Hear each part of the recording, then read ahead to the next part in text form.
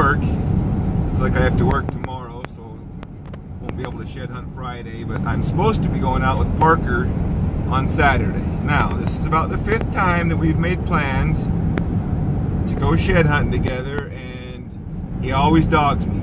So we'll see if we actually go, but hopefully we will, because like I told you before, Parker picks up big antlers, so we'll probably get to see some big antlers if Parker comes. But let's see, today is Thursday, Friday, Saturday, Sunday, so we're 3 days away from the giveaway. I have a little bit of an announcement for it. I'm going to give away the antler. I have an announcement in addition to that. I'm not sure if I'll do that right now, but there'll be more than the antler.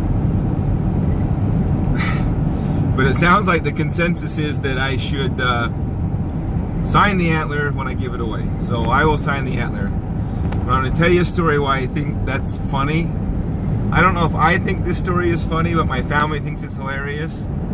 So I'll tell you why I'm a little bit reticent to sign anything. So, if you can see in my rearview mirror, actually, back there behind me is Bluff, Utah. 30 miles south of where I live in Blanding. Bluff was settled by the Hole in the Rock pioneers. Many of you probably know that, because a lot of you are from Utah or know that anyway, but and in Bluff there is a historic fort called the Bluff Fort. I'm trying to make this short.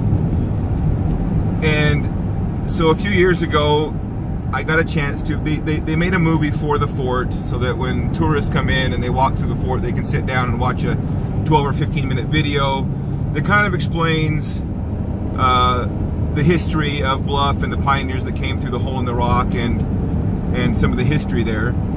And I was in the movie. I was supposed to be in it for one day, and I ended up being in it for the whole. They asked me to be in it for the whole time, so I'm in the movie quite a bit.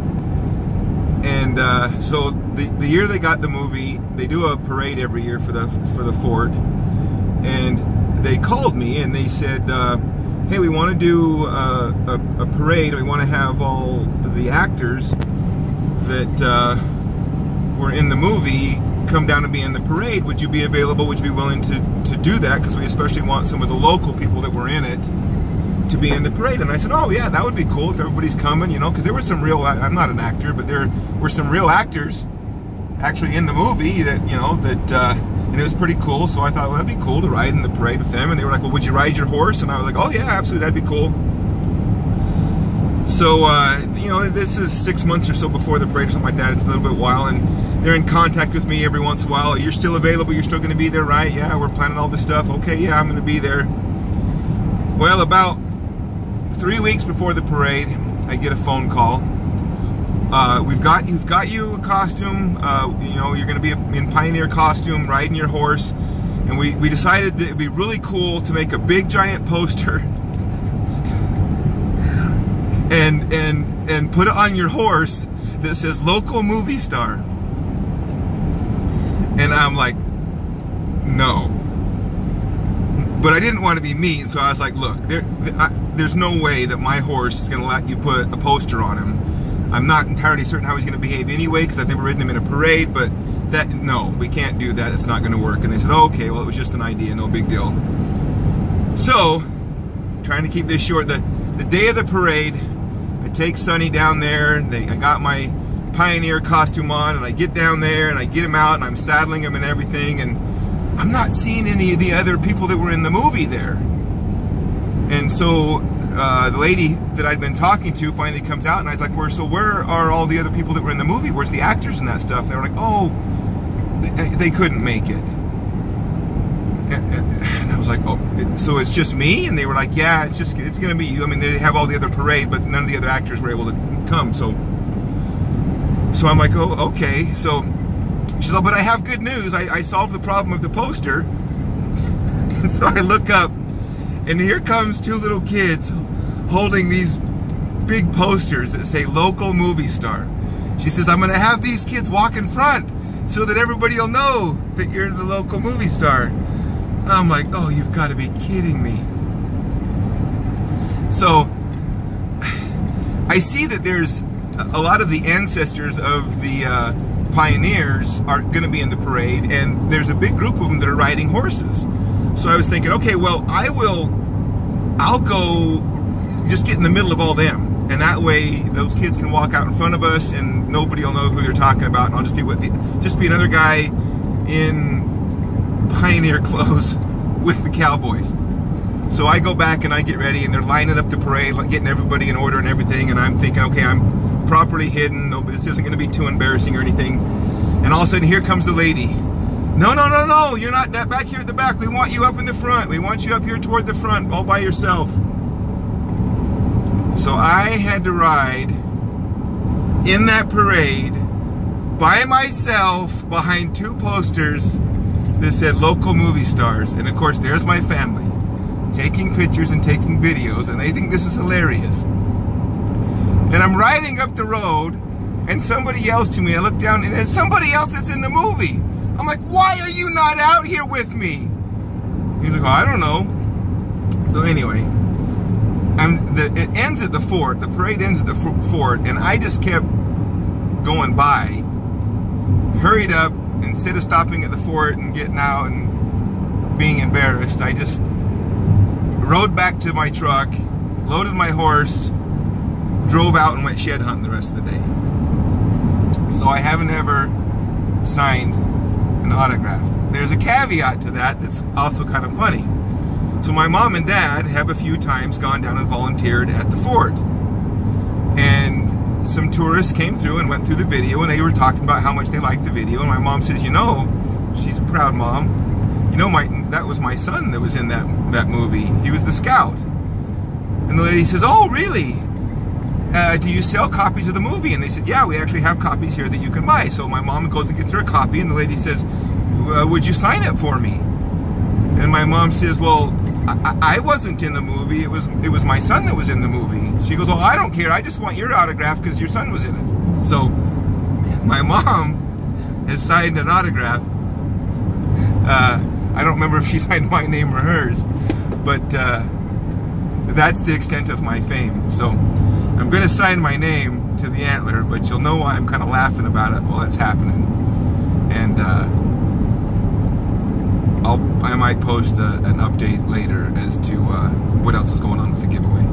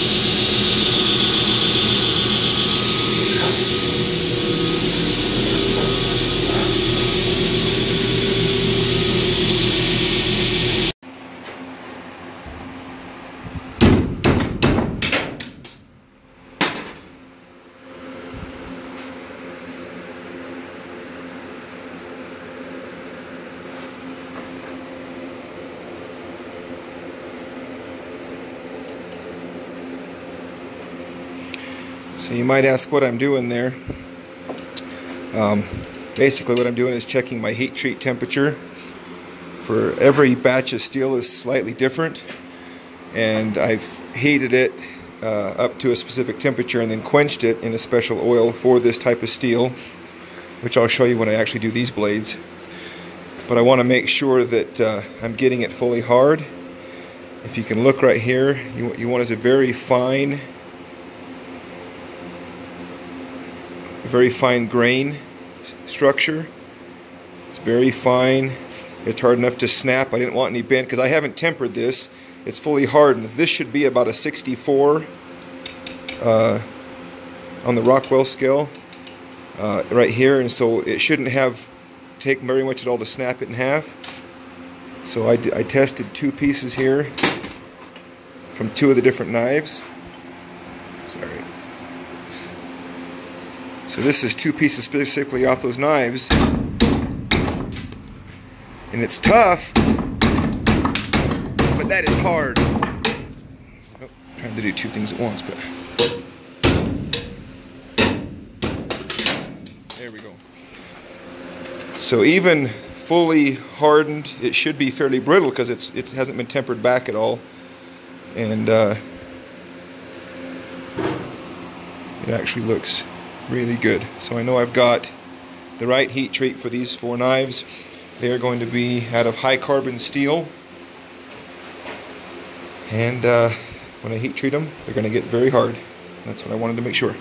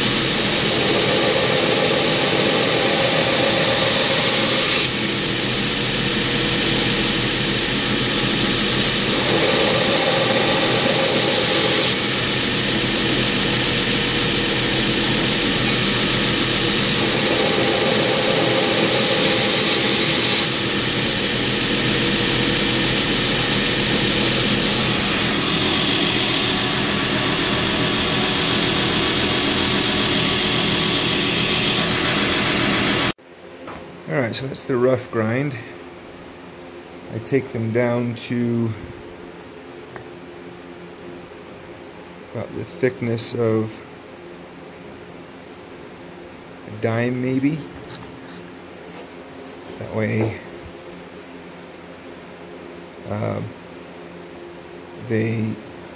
I have a little bit, I'm going to finish grinding them after heat treat. And that little bit of thickness there helps keep me from warping them when they're heat treating.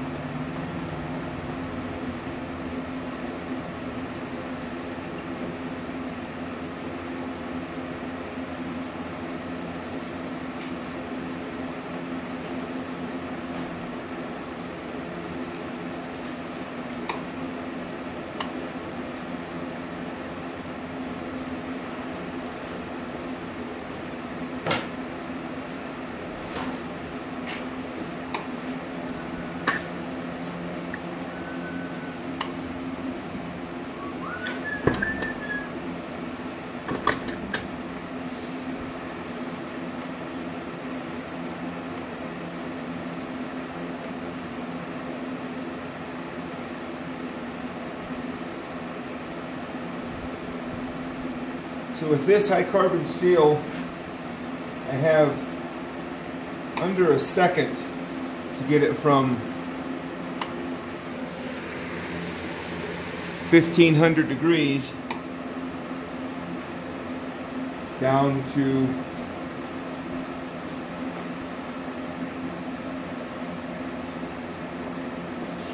about 300 or 400 degrees. So I'm sticking it in water over here.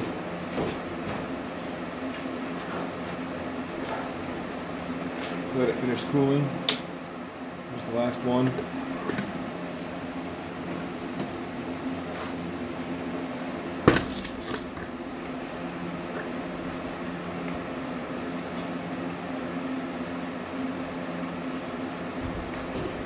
This is the dangerous part. It's why you don't do a whole lot of work before this, because knives can break and warp and everything else.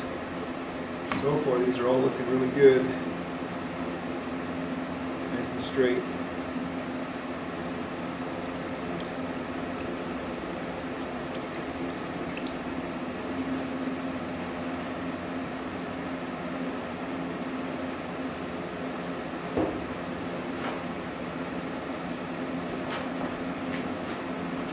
And then they'll go in the tempering oven for an hour, pull them out and cool them off, another hour, and they'll be ready to start doing some finish work.